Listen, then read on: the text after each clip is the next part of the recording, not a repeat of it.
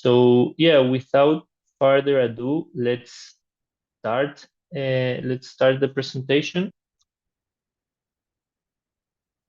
So for the basically we'll the structure of the webinar will be this one, a brief introduction about StartupBlink and how it has gained traction. The second part will be the long one. Let's say it will be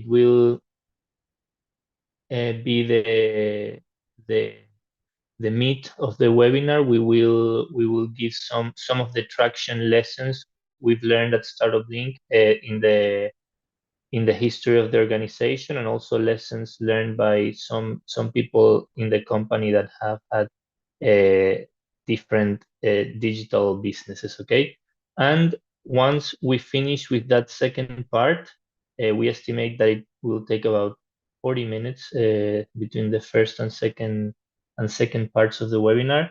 We'll have a brief Q&A. Feel free also to write your questions on the chat. I won't be seeing the chat, so I'll answer them after I finish, but I will go to them. Okay. So yeah, cool. The introduction.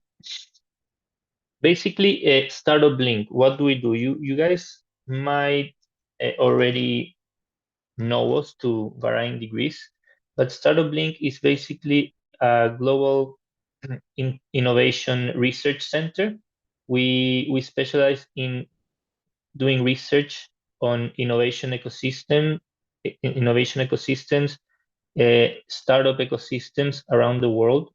Okay, and we have worked with clients in both in government and the private sector in the last 10 years. Okay, we have worked in the let's say what we have here is the private sector, some of our private sector clients: BCG, ANSYS, Merck, McKinsey, PepsiCo. We also have had projects with, I don't know, Intel, IBM. We also are a B2G company, so we work with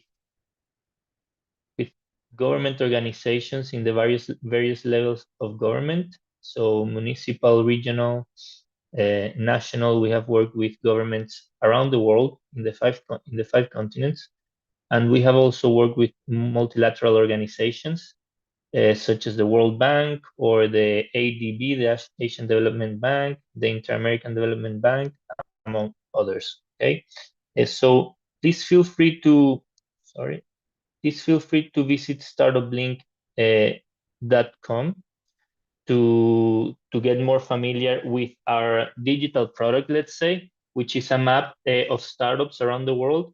And feel free also to include your startup in this database. Okay, it's a really cool interactive map, and I do recommend you to visit it.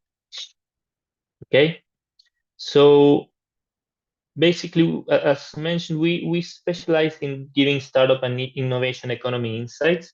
So our initial product, let's say a free product, let's also say, is a is a is an annual report in which we rank 1,000 startup ecosystems at the city level around the world and 100 countries.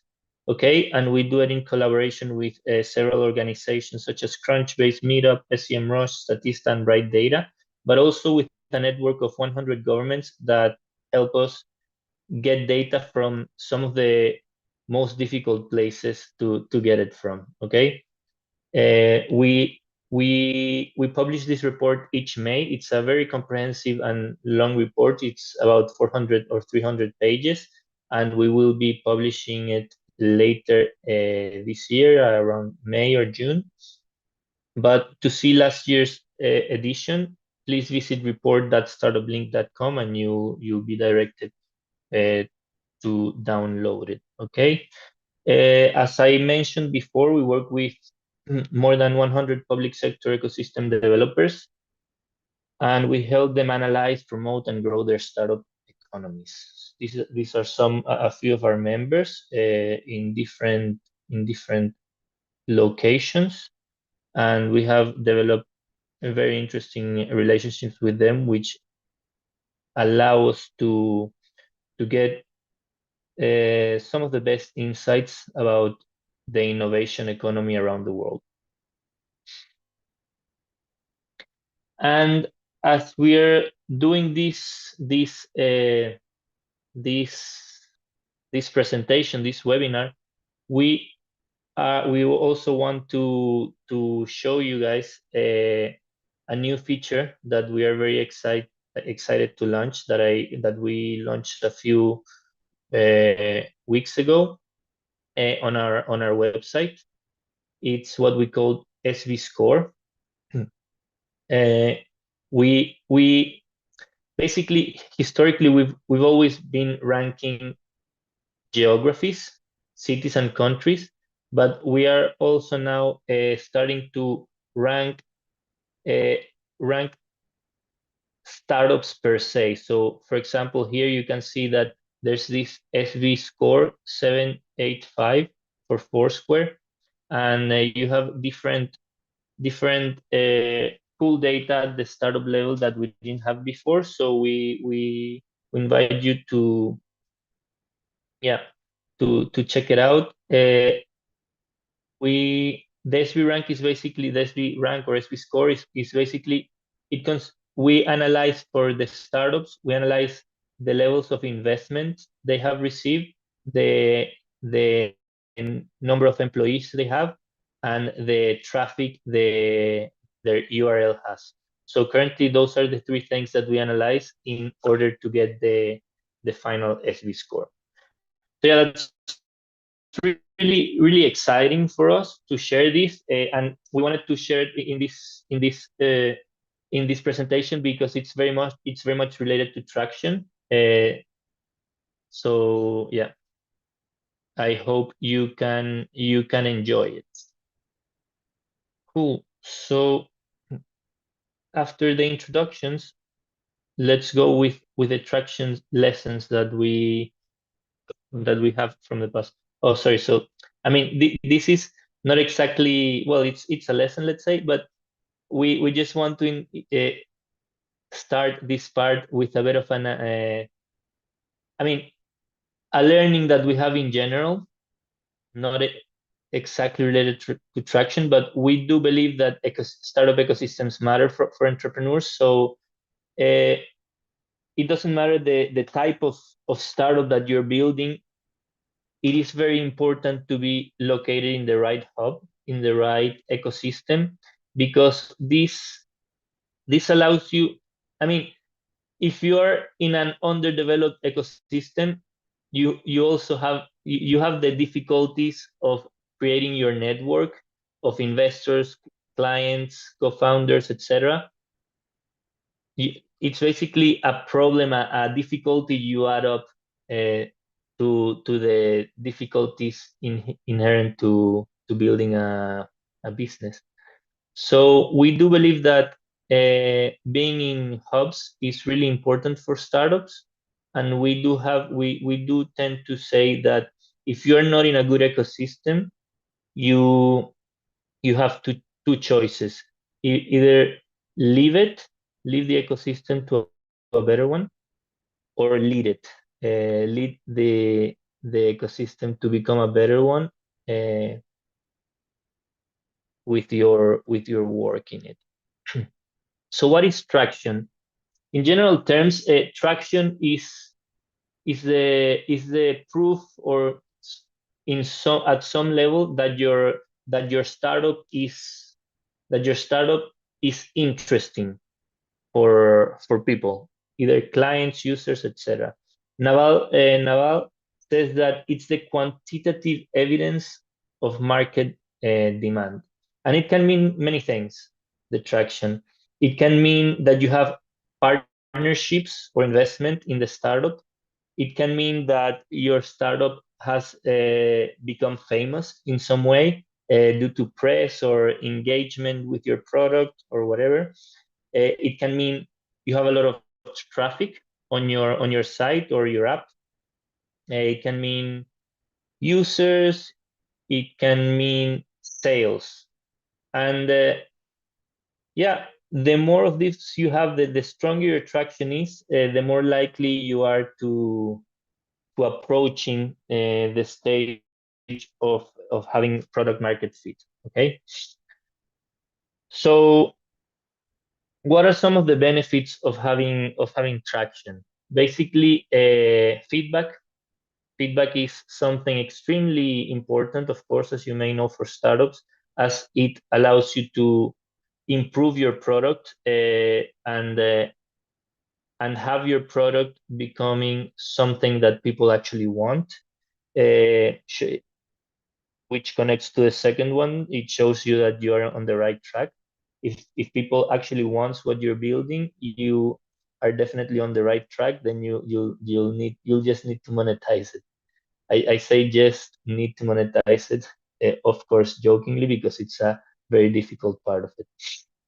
And if you have traction, it makes it easier for you to approach, well, not easy, yeah, it's easier for you to approach successfully investors or talent for your company. And it also it gets you on the right track for revenue. Even the traction types that are not exactly revenue, they when they exist, it gets you closer to revenue, which of course is what you want in the long term to sustain your startup. Okay, so we believe there are two pillars for traction. Okay, basically you need a combination of two conditions to have traction. You need a great product, okay, that is ready, but let's not get too holding the ready part. I mean, yeah, ready as in an MVP, but it doesn't need to be like a full-fledged, full-scale product, something that works and something that solves the problem, even if it doesn't have 1,000 features. And besides the great product, of course, you want people to know your product, okay? People to be aware, to potential clients or users to know the product exists. Okay, so we want a balance there. And how do you get to product awareness? So, I mean, we have collected this list of many hmm, many tracks tracks to reach your product awareness. They include different things.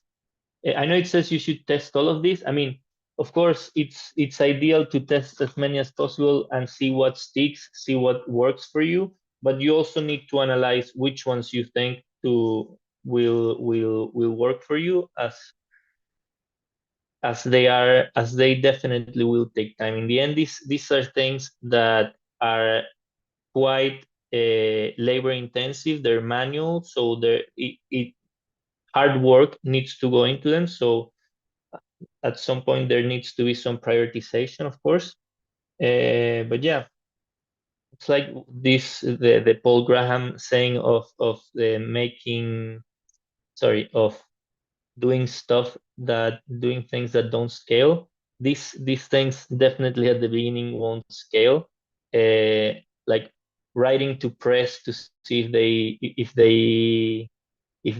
they showcase you on their publication, or doing offline marketing, flyers, the email campaigns, crowdfunding, participating in forums, conferences. Anyway, there's a whole list of interesting things that you can do. We will be sharing this. We will be sharing this presentation by the end, so you guys can see this list. But in the end, we don't want to, let's say, support any particular one of these. We just want you guys to understand that there are many ways towards achieving traction. And in the end, the more of these avenues you try, the higher the likelihood of success in achieving high levels of traction for your startup. Okay. Uh, Measuring traction. Okay, so of course we want the traction, but to understand if we are being successful with the different avenues that we mentioned here in generating awareness, in generating traction in general, we need to measure. Okay, so we have here a, a saying about how growing your business without tracking the marketing performance is like driving with both hands over your eyes. Yeah, basically you don't really know where to go. You don't really know how to adjust your route if you don't really know what's generating results and what is not generating results, right? So so for marketing, in the past it was very difficult. As as you might know, like there used to be a saying that 50% of your marketing budget goes to is basically a waste, but you never know what 50%. So the idea there is that it used to be really difficult to understand what was the return on investment of marketing, of the marketing projects, the budget on marketing. Nowadays, at least on the digital side, it is easily measured. Okay, we have Google Analytics, we have the different dashboards of the different ads, Google ads, Facebook ads, but also, I don't know, LinkedIn ads or Twitter ads, whatever. You get you get very fast feedback on what is working, also on what is costing. So it's definitely an easier way of understanding the sorry, of understanding your ROI on marketing, at least on the digital side. But yeah,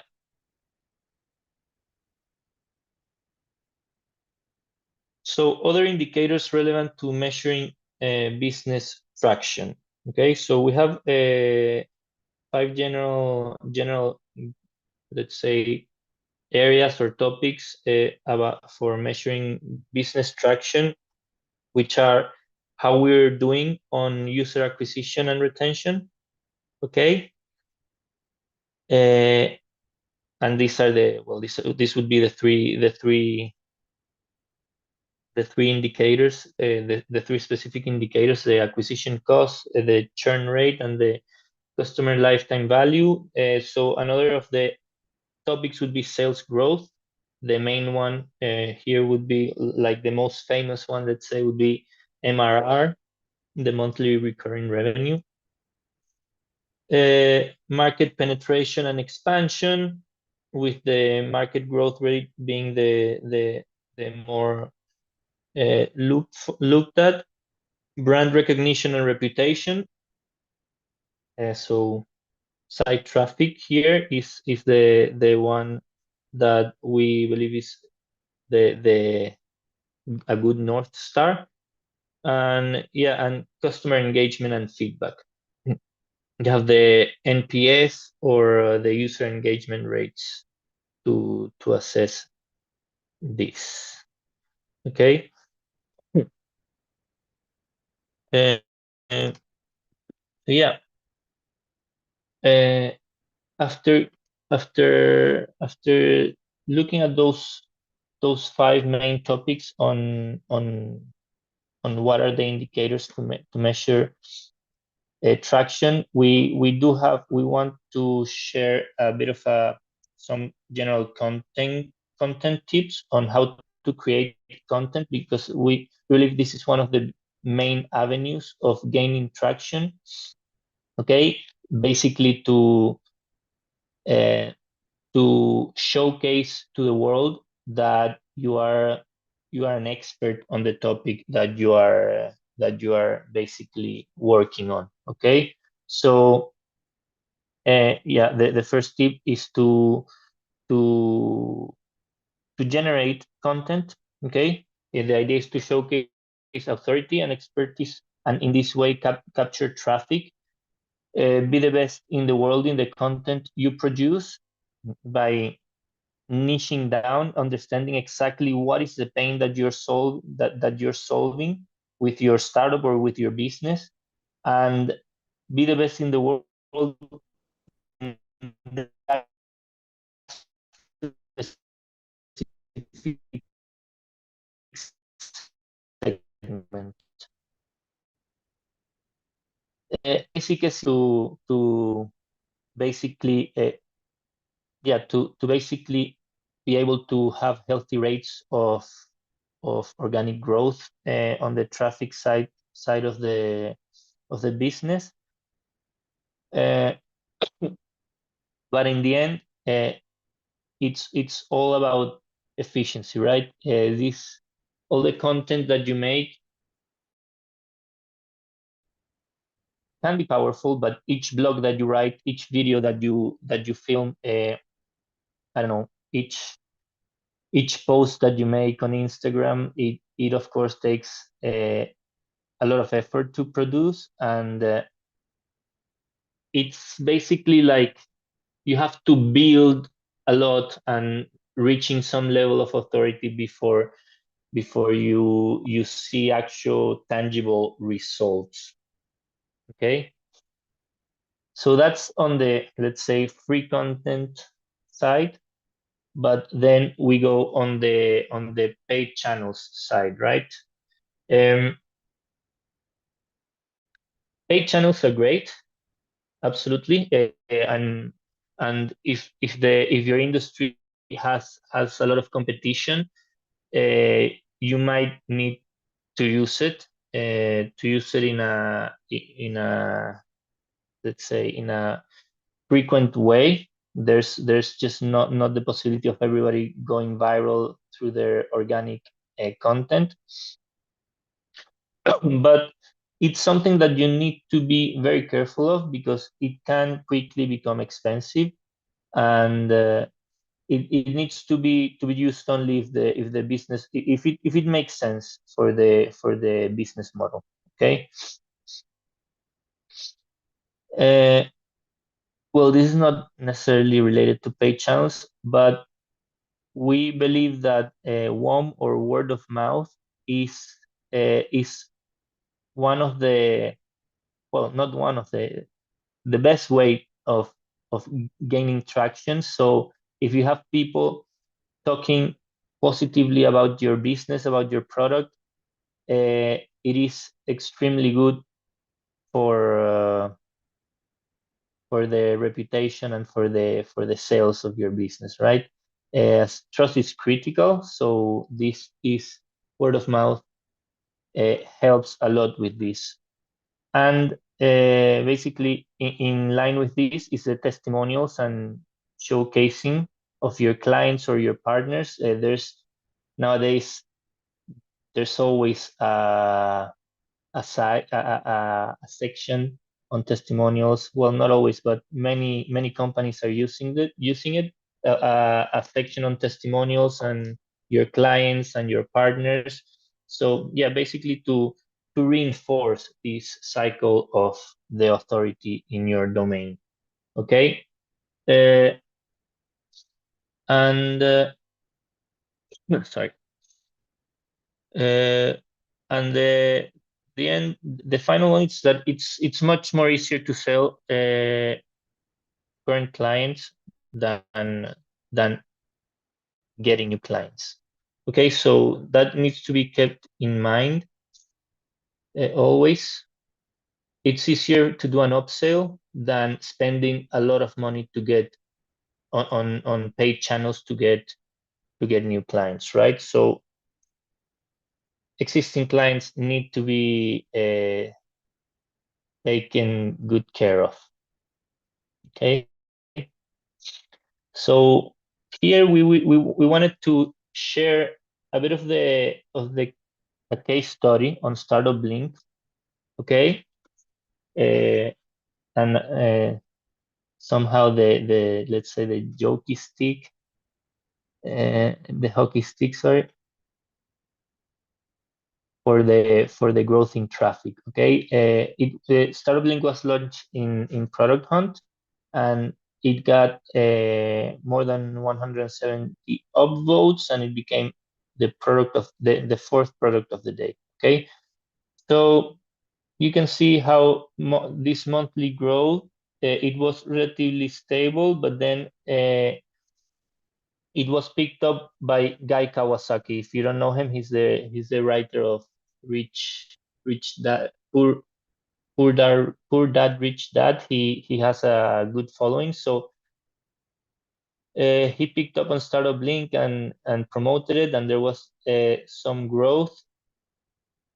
And then after you have the product on the Guy Kawasaki or other, you start getting more press, more traction, and you get a lot of growth on on the traffic of the site, of course. So yeah, what are some of the, let's say, some of the in bullet points, how can we describe the path that StartupBlink uh, got to traction? Well, the first thing was building an algorithm ranking 1,000 startup ecosystems. This is always interesting for people to publish on. Rankings are, as you might know, are very, reporters like them very much. So it's interesting that are usually shared in social media and articles. And the second bullet is exactly that. A lot of work was done on sharing this interesting news with people that could further amplify the voice, right? So we we managed to get showcased in thousands of articles, which reinforce the cycle of authority, a lot of external links, more people subscribing to the newsletter, and then you share more to the newsletter, and this goes on and on, right? So there's a lot of growth based on this virtuous cycle. Also, we onboarded a lot of partners, and they had also the incentive of, so basically we have the partners, and the partners have their cities or countries ranked, and they have their own incentives to share the news from StartupBlink, and this of course helped with the traffic. Okay, and the last thing we think was quite interesting was to building some tech tools that support this traffic journey, right? So the map of startups, dashboards for each ecosystem. So we have thousands of dashboards on the site, and this is all value that we're adding and attracts more people to our site. So given that one of the big things for us was press, we want to share why we believe being featured in press is quite important. Okay, basically it's direct traffic of tens of thousands of potential clients. You you get a lot of emails. There's the validation side. If you get published on Forbes or on the Financial Times, this is of course very good for your authority domain, and it helps with potential clients, team members, and investors. And it helps a lot with organic traffic. Okay, for the amount of links, it promotes SEO. So so in the end, though, we believe that even though it's interesting to have press, what really matters is the product you're selling, that you have a high quality product and that you're solving a real pain for your customers. Okay, so the idea is to understand that we have to allocate time correctly on this.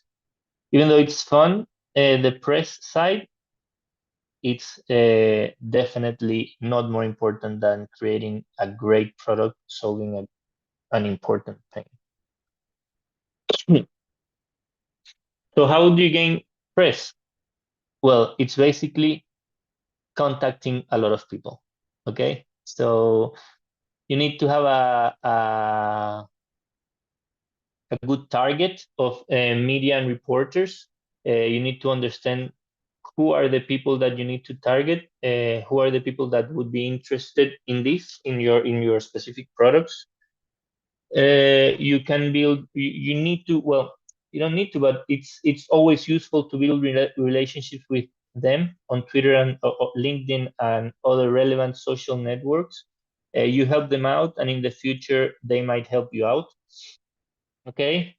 If you show a strong follower base, it will be definitely easier to get published.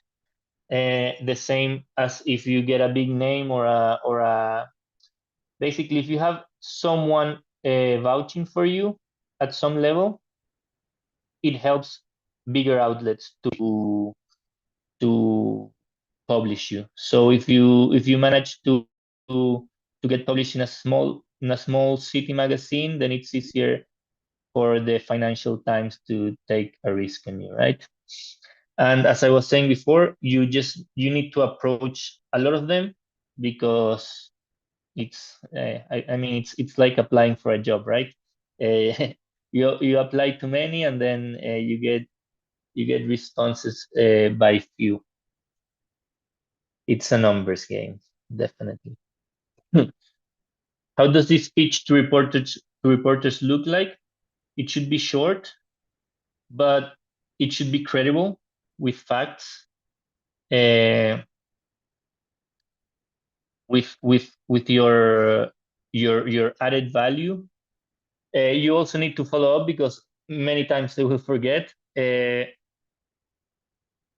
to connect it to something that's going on or something that's interesting for the reporter is always helpful. Well, this is something that's definitely, I mean, no PDFs.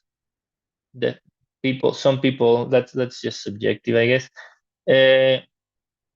But yeah, sorry.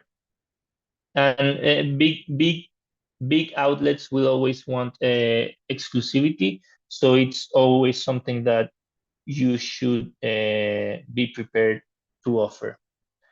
And well, this is a general tip for life, I guess.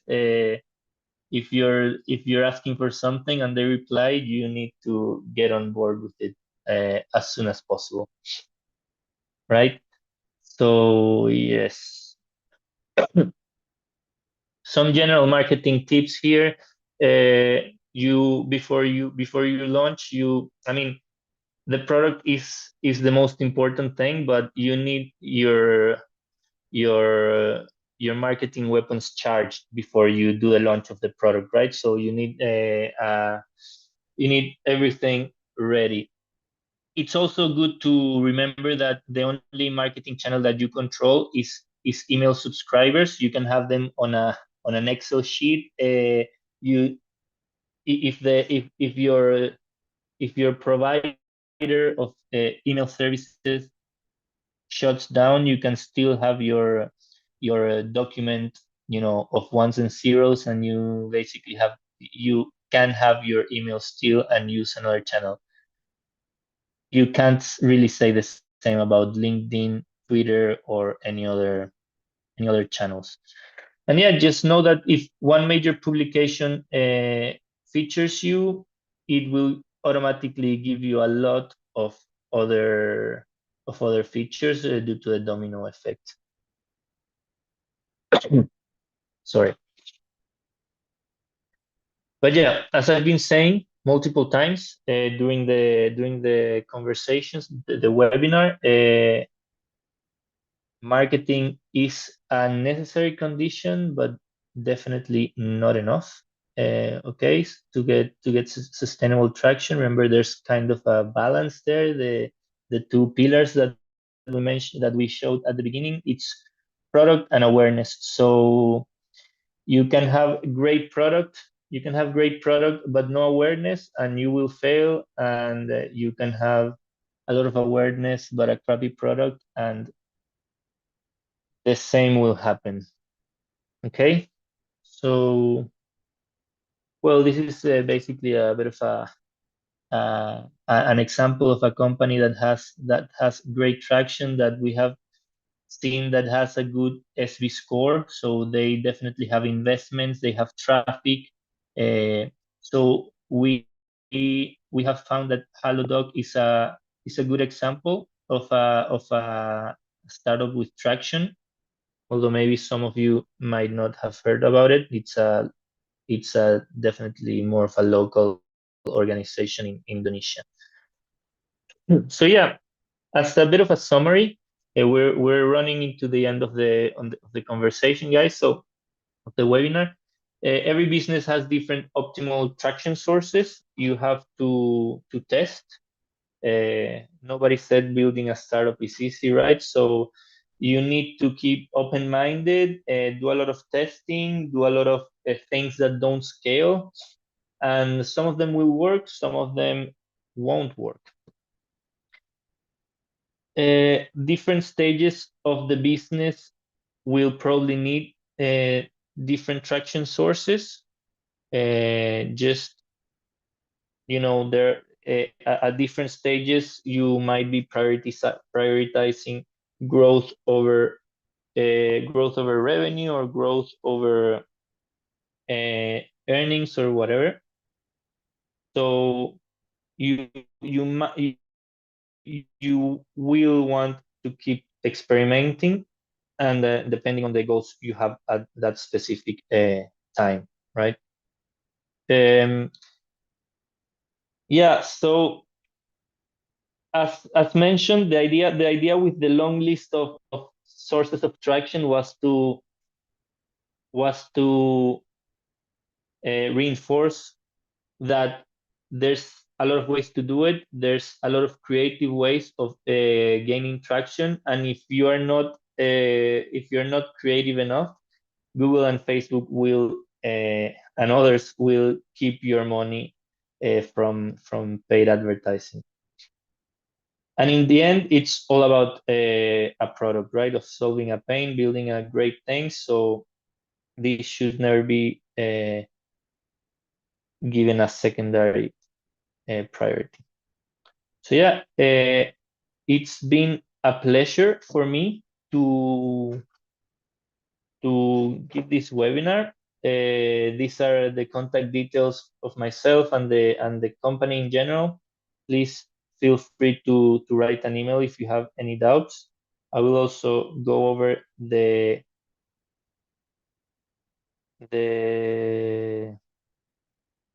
the comments to see if there's anything in particular to.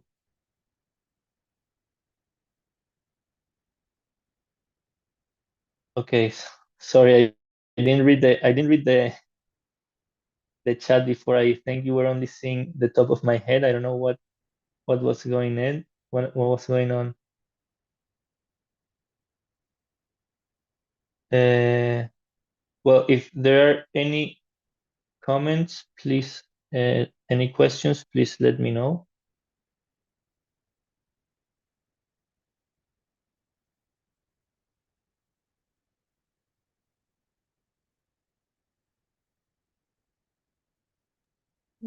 Thank you, girls. And thank you, everyone.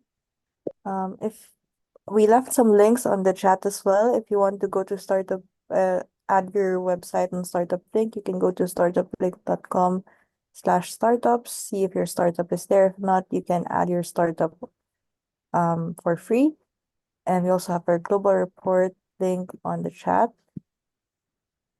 We will send the recording of Curse's per presentation today on your emails tomorrow. So if you missed any part, you'll be able to rewatch the presentation. Thank you, girls. I think we can close if there are no more comments. No worries. Thank you very much, everybody. Thank you, Catherine. Have a Thank nice you, day. girls.